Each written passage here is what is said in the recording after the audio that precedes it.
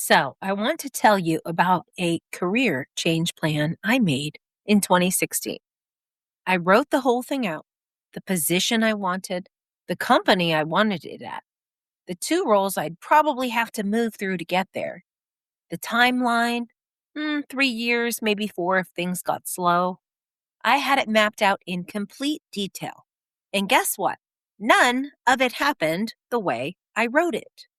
Not the order, not the timeline, not the rules I thought I'd move through, not even the company. You're probably waiting to hear about the disaster that happened. A huge layoff, a life event. Well, there wasn't one. Where I actually ended up was better. A better role, a better scope, a better culture, a bigger vision. I couldn't have written that version of my career change down in 2016 because I didn't know it existed yet. Here's the part I got wrong, and it's the reason for this whole episode. My goal wasn't the problem. My goal was good. My strategy was good.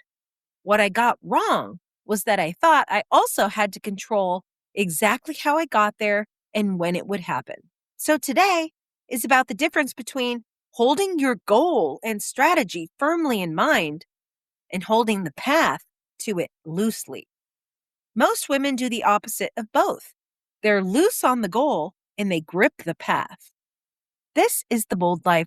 Let's get into it. Welcome to The Bold Life School, the show that empowers you to elevate your life and to step into your full potential. I'm your host, Jamesyn, and this is where ambition meets authenticity, where you'll find the tools and inspiration to grow, evolve, and thrive. Each week, we dive into powerful topics that challenge the status quo, whether it's to break through limiting beliefs, navigate life's transitions, or embrace the bold moves that push you beyond your comfort zone.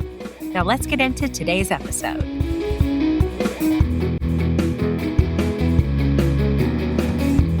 I want to separate two things that you've been treating as one. There is your goal, and there's how and when your goal happens. Your goal you hold firmly. I'm not here to tell you to loosen up on what you want, or to soften it, or to stay in your lane, or even to stay flexible about that outcome. If you really want it, pick the real thing, make it specific, make it measurable if you can, build the strategy, name your milestones that you're going to shoot for, and go execute like you mean it. That's not the part you release. The part you release is your grip on all of the details, the route, the timeline, the exact order of the steps, the specific role you move through next, the month it's supposed to happen, the particular person who's supposed to give you your opening, the expectation that it unfolds exactly the way you planned it. Here's what I see happen. A woman sets a goal and then she decides there's only one acceptable way for it to come true. So now she's not just working toward the goal. She's insisting it happen a very specific way on her specific timeline. And that insistence is the problem. You hold the goal firmly. You hold the route loosely. Most women are vague about the goal. They'll tell you they want something different. And then they're rigid about how it has to look while it happens. But that is the wrong direction. Now, let me tell you why gripping the route to your outcome costs so much. It's because the route was never actually in your control to begin with. Think about what the timeline of a career change actually depends on. Budget cycles, a reorg you didn't see coming, somebody retiring early, somebody not retiring when everyone thought they would, a hiring freeze, some major new collaborators that reached out to you, a new leader who changes everything 6 weeks after you've planned your move. Any of those things can happen. They're uncontrolled by you. You could execute perfectly and still not hit the timeline or your milestones if they include too many outside factors because you were never the only thing determining it. Most of what sets the timeline is outside your control. So when you grip the route towards your goal, you're not actually controlling anything. You're just refusing to accept that you can't. There are circumstances beyond your control. And that refusal does have a cost, and that cost is real. And it's okay. It's just important to realize the need to stay flexible. So watch how this runs when we consider it through the model. The circumstance here is neutral. Your career is changing, and you can't see the whole path from here. It is what it is. It's a fact. That's all. Then come your thoughts. I have to control exactly how and when this happens, or it won't happen. If it's not happening according to my plan, there's something wrong with me. That thought is the problem, because that thought produces your feelings of anxiety, being tense, on edge about whether your goal is happening fast enough, the feeling of failure. And a woman in that state acts on it. She pushes harder. She forces steps that maybe aren't ready. She says no to anything that doesn't seem like a part of her original plan. She doesn't want to go off script. She treats every delay as a failure and every unexpected turn as a threat. And the result is exactly the thing she feared. She's exhausted. She feels like a failure. She's not making her marks. She's turned down opportunities that came to her and could have helped her, possibly, but she was ignoring them because they didn't fit into the original plan. And she's more convinced than ever that the next goal is impossibly hard. The thoughts here create the results, and they almost always do.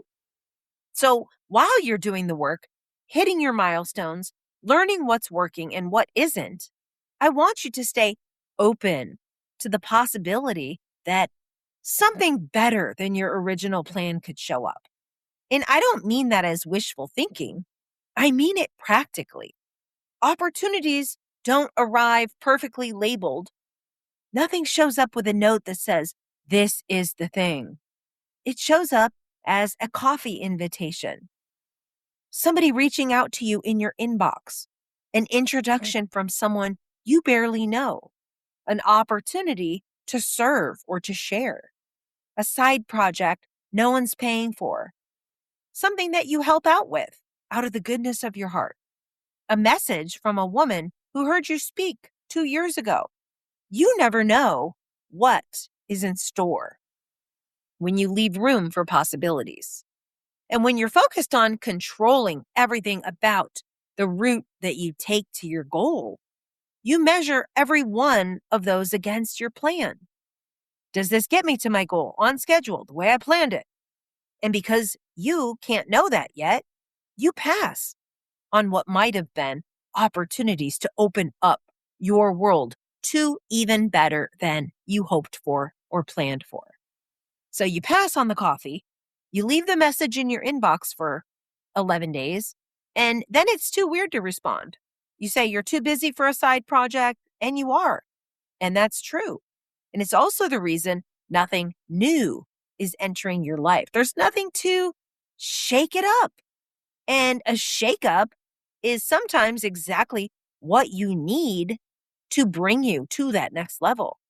Being open doesn't mean saying yes to everything either, because we do have to be careful about managing our time, managing our priorities, especially when we are hardworking mothers, family members, house managers. Instead, it means taking the next small step before you can see where it goes. Send the message, take the call, have the coffee. You're not committing to a totally new path. You're collecting information, data, opportunities. And information is what you're actually short on. It's not clarity, it's not confidence, it's information. Almost everything I have right now that matters, business, the biggest relationships in my career, the work I love. It came from something I said yes to before I could see where it was going and where it would lead me. None of it arrived on my timeline, and none of it was part of my original plan.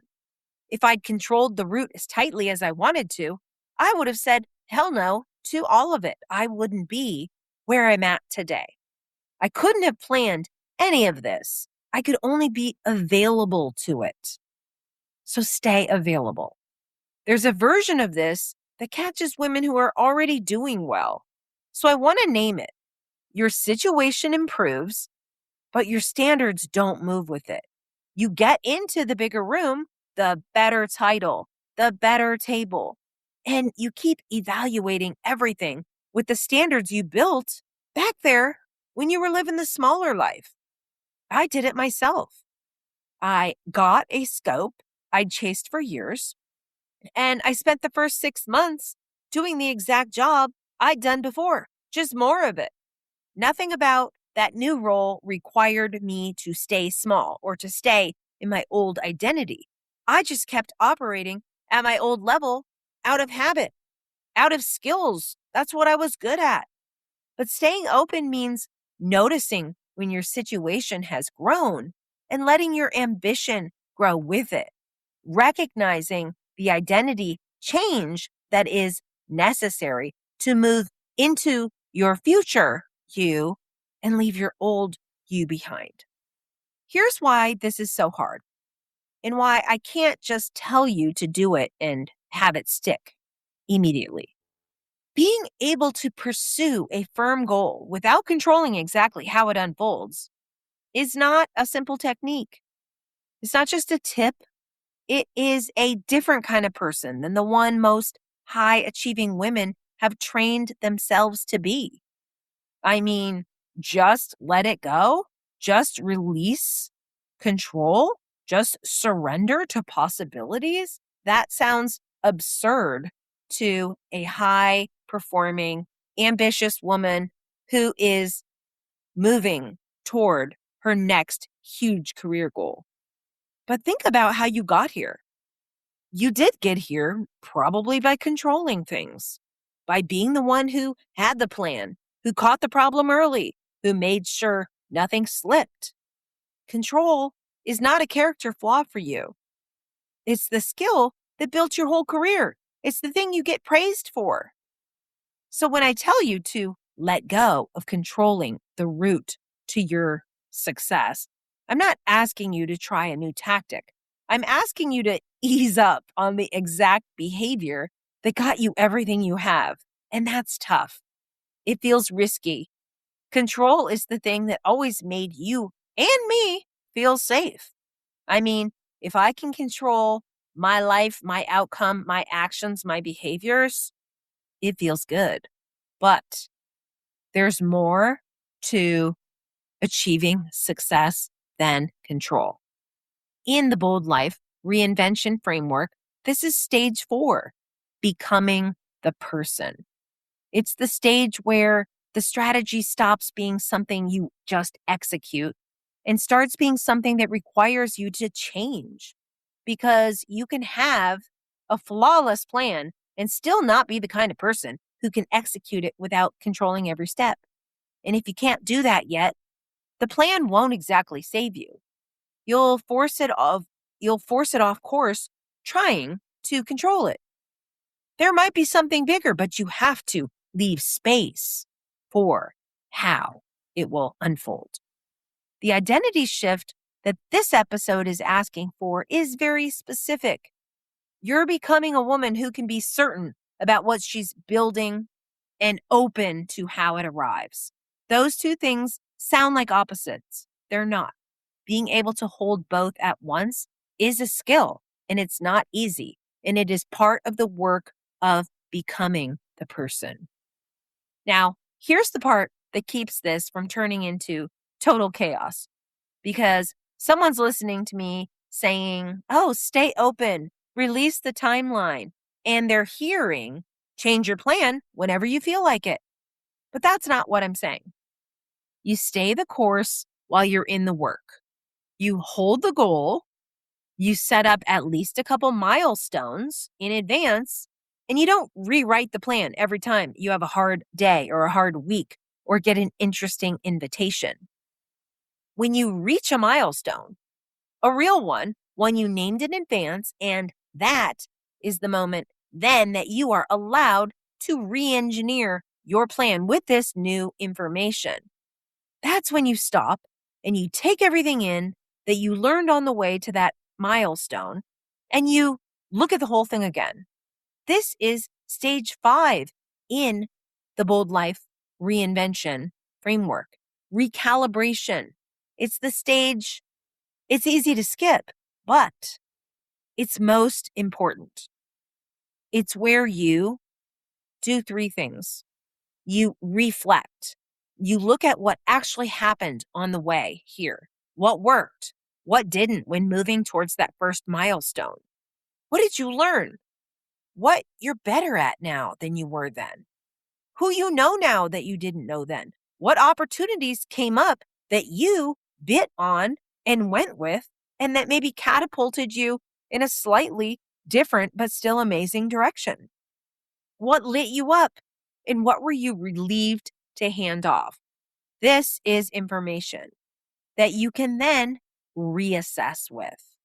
You ask whether the goal you set still fits the woman who you are becoming, who just hit that milestone, because she's not the same woman who said it. You've already changed.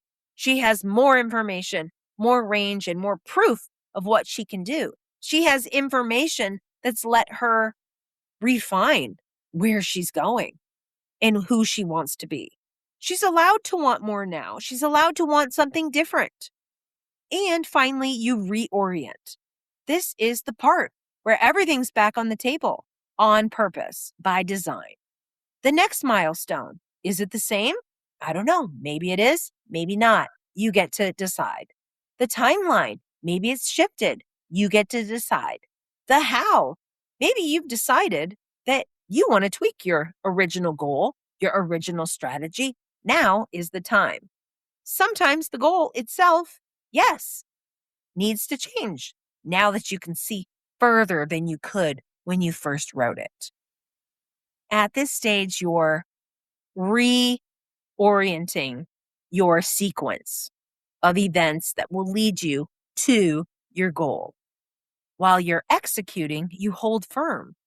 You re-engineer at the milestone, but not before.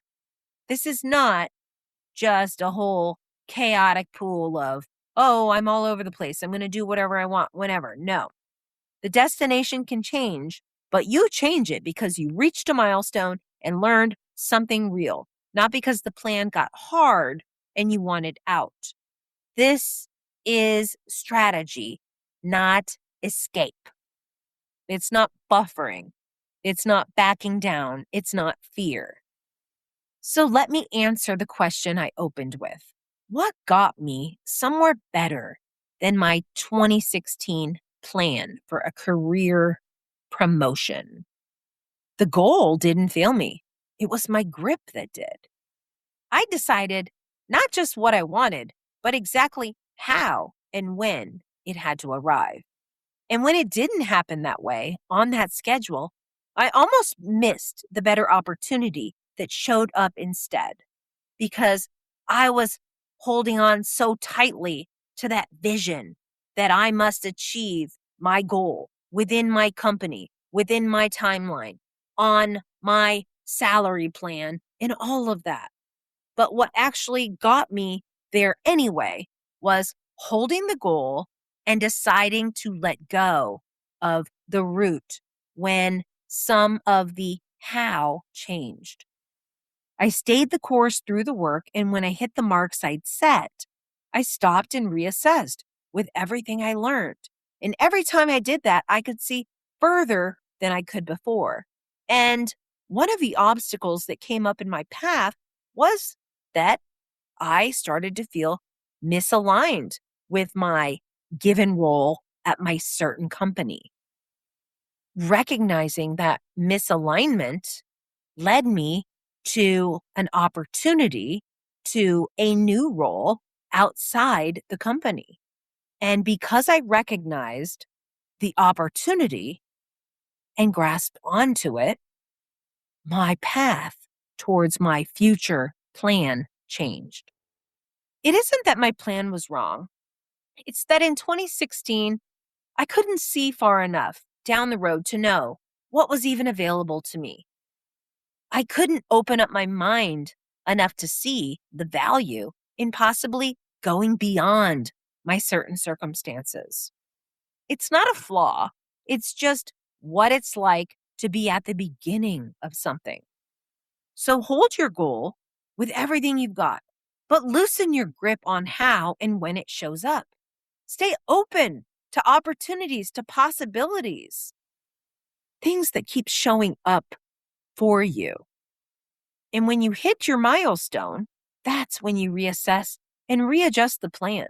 Change the whole thing up, if you will. Sometimes we learn because we go down a path, and it is perfectly acceptable to pivot at that point that you determine a new path for yourself.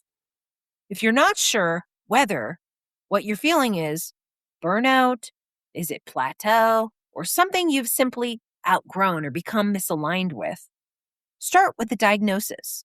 The Career Burnout Signals Quiz takes 2 minutes and tells you which of the 5 signals you're most experiencing. Because trying to fix the wrong problem is why smart women end up in new situations with the same frustrations. The link is in the show notes. And if you're in the middle of a decision right now, one of the ones that's too important to make alone, maybe it's about your goal for your career reinvention, for a promotion, for a career transition, for a move from corporate to entrepreneurship. That's what Red Chair Sessions is for. It's not Zoom. It's not scheduling. It is asynchronous coaching and career advisement. You send me the situation you're dealing with. I send you back strategy, coaching, advice. It's back and forth, but you don't have to come to your weekly coaching session. It's support without another meeting on your schedule. That's all I have for today. Stay bold, and I will see you the next time.